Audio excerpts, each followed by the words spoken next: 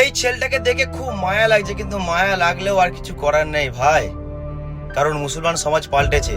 মুসলমান গরু খাবে না, গরু কিনবে না, আর তারা বলেই দিয়েছে রাস্তা দিয়ে কেউ যদি গরু নিয়ে যায় তার কাছ থেকে জানার চেষ্টা করবো যে গরুটা সত্যি কি আপনার।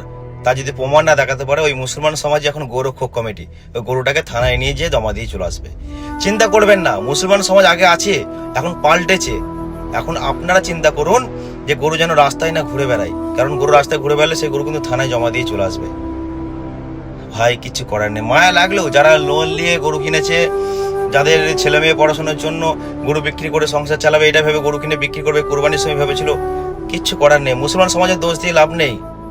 এখন আসুন হিন্দু মুসলিম একসঙ্গে মিলে গোমাতাকে বাড়িতে রাখি, যাদের গোমাতা বেশি হয়ে গেছে আত্মীয় স্বজনকে দিয়ে দিই, নয়তো কোনো গোশালায় দিয়ে আসি।